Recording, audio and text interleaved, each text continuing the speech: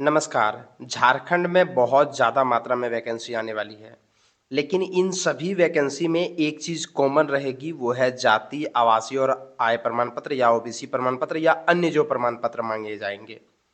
उन सभी प्रमाण पत्रों को आपको कैसे बनाना है ताकि आपका आवेदन जो है वो रिजेक्ट ना हो, ताकि आपको डॉक्यूमेंट वेरिफिकेशन के समय कोई दिक्कत ना हो। इसके ऊपर मैंने ऑलरेडी एक वीडियो बनाया हुआ है आवासीय प्रमाण पत्र के ऊपर, आप हमारे पिछले वीडियो को देख सकते हैं, डिस्क्रिप्शन बॉक्स में लिंक मिल जाएगा। ये वीडियो जो है वो एससी और एसटी के लिए किस प्रकार का जाति प्रमाण पत्र चाहिए उसके ऊपर है। यानी एससी और एसटी के जितने भी लोग हैं वो किस प्रकार से अपना प्रमाण पत्र बनवाएंगे ताकि डॉक्यूमेंट वेरिफिकेशन के समय जो है वो उन्हें किसी प्रकार से कोई दिक्कत ना हो, क्योंकि जब भी कोई वैकेंसी निकलती है तो उसके नोटिफिकेशन में फॉर्मेट दिया हुआ रहता है कि आपको किस फॉर्मेट पर बनवाना है। अब जो है मैं आपको दिखाता हूं इन सारी चीज़ों को, तो आइए देखते हैं।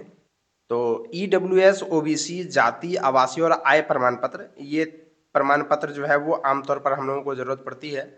लेकिन सबसे पहले समझते हैं कि ये सारा प्रमाण पत्र किस लेवल का बनता है और झारखंड की जब वैकेंसी आती है तो आपको किस लेवल की जो है वो ये प्रमाण पत्र की ज़रूरत होगी।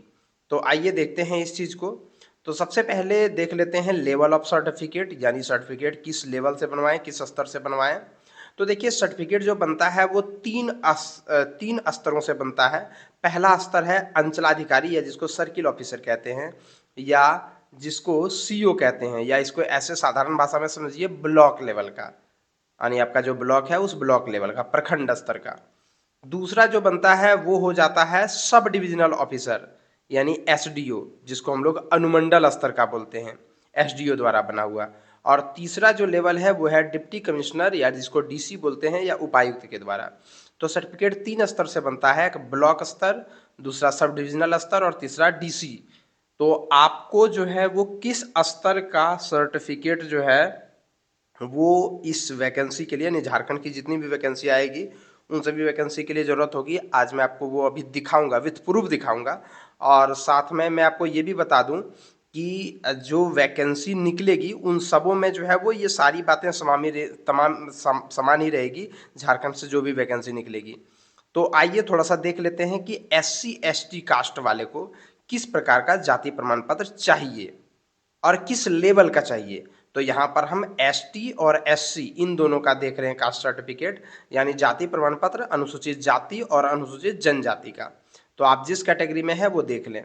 तो देखिए एससी एसटी का जो जाति प्रमाण पत्र है वो किसी भी स्तर का अगर बना हुआ है तो वो मान्य होगा। लेकिन नियम क्या है कि यहाँ पर देखिए पहला जो नियम लिखा हुआ है कि अनुसूचित जाति और अनुसूचित जनजाति के संदर्भ में जिला अनुमंडल के उपायुक्त अनुमंडल पदाधिकारी के स्तर से निर्गत जाति प्रमाण पत्र जिसका मानक प्रपत्र परिशिष्ट एक पर आधारित है, मतलब एक फॉर्मेट दिया हुआ है, उस फॉर्मेट पर अगर आधारित है तो फिर वो चलेगा। और उसके जस्ट नीचे में अगर लिखा हुआ है कि कार्मिक प्रशासनिक सुधार एवं राजभाषा के विभाग के पत्रांक 17/54 दिनांक 25/2/2019 के निर्धारित प्रपत्र में 25/2/2019 को अथवा उसके पश्चात अंचलाधिकारी स्तर से निर्गत प्रमाण पत्र जिनका मानक प्रपत्र परिशिष्ट 4 पर आधारित हो।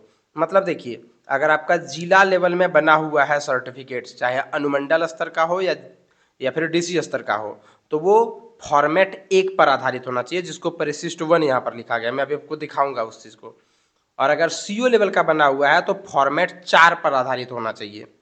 और एक चीज़ और जो नीचे लिखा हुआ है वो थोड़ा सा आपके लिए नहीं है, उसे आप ना भी देखें तो भी चलेगा। तो आप ये से समझिए कि जो एसडीओ और डीसी इन दोनों लेवल से अगर आपका सर्टिफिकेट बना हुआ है तो फॉर्मेट 1, और अगर आप सीओ लेवल का बना हुआ है तो फॉर्मेट 4 पर बना हुआ होना चाहिए। तो देखते हैं फॉर्मेट 1 और 4 क्या है, लेकिन उससे पहले थोड़ा सा और नियमों को देख लेते हैं। देखिए लिखा हुआ है कि 25/2/2019 के पहले का अंचल अधिकारी से जो भी सर्टिफिकेट बना हुआ है वो मान्य नहीं होगा। और साथ में जो भिन्न प्रपत्र पर होगा, जो फॉर्मेट हम अभी आपको दिखाएंगे उस फॉर्मेट पर नहीं बना हुआ रहेगा तो भी आपका सर्टिफिकेट जो है वो वैलिड नहीं होगा।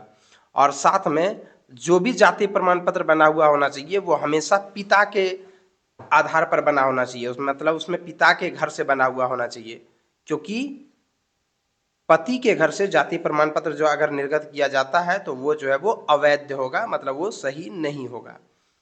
इसी प्रकार से यहाँ पर देख सकते हैं लिखा हुआ है जॉ नंबर में आप देख सकते हैं फिर 6 नंबर में देखिए पिता के आधार पर निर्गत जाति प्रमाण पत्र, आय एवं संपत्ति प्रमाण पत्र ही मान्य होगा, यानी पिता के आधार पर आपका जो है वो जाति प्रमाण पत्र बनना चाहिए। इसके अलावे आप देख सकते हैं कि विवाह होने पर जो है, अगर मान लीजिए कोई बिहार की महिला है जो झारखंड में शादी होकर के वो आ गई, तो उनको झारखंड में लाभ नहीं मिलेगा, उनको जो है वो बिहार में ही लाभ मिलेगा। यहाँ नंबर वाला आप पढ़िएगा, कार्मिक प्रशासनिक सुधार एवं राजभाषा विभाग झारखंड दिनांक के पत्रांक 235 दिनांक 10/1/2019 के आलोक में झारखंड राज्य में विवाह के आधार पर आवर्जित महिलाओं को आरक्षण का लाभ अनुमान्य नहीं होगा, मतलब उनको बिहार में ही आरक्षण मिलेगा, झारखंड में आरक्षण नहीं मिलने वाला है। और उसके बाद जो नीचे लिखी हुई है वो ओबीसी वगैरह के लिए ज़्यादा महत्वपूर्ण है। ओबीसी के लिए मैं अलग से वीडियो बनाऊंगा, उसमें मैं आपको समझाऊंगा, और साथ में जो आय एवं संपत्ति प्रमाण पत्र है उनके लिए भी मैं अलग से वीडियो बनाऊंगा, तो उसमें आपको हम ज़्यादा डिटेल से समझाएंगे। इसके बाद ये भी कुछ जो है वो लिखा हुआ है, जिसमें लिखा हुआ है कि हमेशा जो है वो आपका सर्टिफिकेट फॉर्मेट पर ही बना होना चाहिए, जो फॉर्मेट अभी हम दिखाएंगे उसी फॉर्मेट पर बना हुआ होना चाहिए। और सर्टिफिकेट में जो आपका स्पेलिंग होना चाहिए वो क्लास 10th के जैसा होना चाहिए। भिन्न अगर होता है तो वैसे स्थिति में भी कि आपको दिक्कतों का सामना करना पड़ सकता है। अब हम देख लेते हैं सर्टिफिकेट फॉर्मेट जो झारखंड सरकार जो है वो अपने सभी वैकेंसी में जारी करती है और करेगी। ये देख सकते हैं, ये है फॉर्मेट 1 जिसके बारे में हम बता रहे थे, फॉर्मेट 1 और फॉर्मेट 4, यही वो दोनों फॉर्मेट है जिसके बारे में जिक्र किया गया था, जो मैंने आपको अभी दिखाया था कुछ देर पहले। यहाँ आप देखिए, मैं थोड़ा सा फिर से दिखा देता हूँ। यहाँ पर देखिए लिखा हुआ है, ये देखिए इसमें लिखा हुआ है क नंबर में प्रपत्र परिशिष्ट 1, परिशिष्ट 1 मतलब फॉर्मेट 1, और उसके नीचे वाला में लिखा हुआ परिशिष्ट 4, यानी कि फॉर्मेट 4 पर जो है वो होना चाहिए। तो आपको मैं दोनों दिखा देता हूँ, परिशिष्ट 1 और परिशिष्ट 4। आप अपने जाति प्रमाण पत्र को निकालिए, और अगर वो सीओ या अगर वो एसडीओ या डीसी का बना हुआ है तो आप अपना सर्टिफिकेट पढ़िए, और ये वाला चीज़ लिखा हुआ जो है उसको पढ़िए। अगर दोनों समान रूप से है तो इसका मतलब चल जाएगा, और अगर नहीं मिल रहा है इसका मतलब वो नहीं चलेगा। ध्यान रहे, मैंने आपको दोनों चीज़ें बता दी कि आपका जो सर्टिफिकेट होना चाहिए वो जो है वो इन दोनों स्तर का होना चाहिए, ठीक है। अब सीओ लेवल की बात करते हैं। सीओ लेवल का जो सर्टिफिकेट होगा एससी वगैरह के लिए, एससी या एसटी के लिए, वो इस पर होगा, यानी कि परिशिष्ट 3 पर आधारित होगा। इसके ऊपर भी मैं आपको दिखा देता हूं, जो यहाँ पर लिखी गई है उन बातों को मैं आपको यहाँ पर दिखा दे रहा हूँ। आप देखिए, जब आप किसी भी नोटिफिकेशन को पढ़ेंगे तो नोटिफिकेशन पर जो है वो ये सारी बातें जो है वो लिखी हुई रहती हैं। सबसे लास्ट वाला लाइन अब आप पढ़िए, कार्मिक प्रशासनिक सुधार राजभाषा विभाग के दिनांक 26/69 दिनांक 10/5/2023 द्वारा संशोधित मानक प्रपत्र में दिनांक 10/5/2023 को अथवा उसके पश्चात अंचलाधिकारी से अन्यून स्तर से निर्गत जाति प्रमाण पत्र जिसका मानक प्रपत्र परिशिष्ट 3 पर आधारित होना चाहिए, यानी 10/5/2023 को अथवा उसके पश्चात अंचलाधिकारी से अन्यून स्तर से निर्गत जाति प्रमाण पत्र जिसका मानक प्रपत्र परिशिष्ट 3 पर यानी फॉर्मेट 3 पर आधारित होगा। आप देखिए जो लिखा हुआ है फॉर्मेट 3, वही फॉर्मेट 3 जो है मैं आपको दिखा रहा हूँ। आप देखिए यहाँ पर फॉर्मेट 3 को, ये है फॉर्मेट 1 और 4, और फिर ये वाला जो मैं आपको दिखा रहा हूँ ये है फॉर्मेट 3। अभी वर्तमान में आप जितने भी सर्टिफिकेट बनाते हैं वो इसी पर जो है वो बनता है। और देखिए सर्टिफिकेट के ऊपर में लिखा हुआ है, भारत सरकार झारखंड सरकार के अधीन पदों पर नियुक्ति दाखिला हेतु आवेदन करने के लिए अनुसूचित जाति एवं अनुसूचित जनजातियों के व्यक्तियों के लिए जाति प्रमाण पत्र जारी किए जाने का फार्म, मतलब यही वो फॉर्म है जिसके आधार पर जो है वो वर्तमान में सर्टिफिकेट जारी किया जाता है। अब मैं आपको वो दिखा देता हूँ, ये 2 सर्टिफिकेट है। पहला वाला सर्टिफिकेट जो है वो एसटी यानी अनुसूचित जनजाति का है, और दूसरा वाला सर्टिफिकेट जो है वो अनुसूचित जाति यानी एससी का है। और दोनों ही सर्टिफिकेट को जब आप मिलाएंगे तो ये परिशिष्ट 3 यानी फॉर्मेट 3 पर बना हुआ है, तो ये पूर्ण रूपेण मान्य है।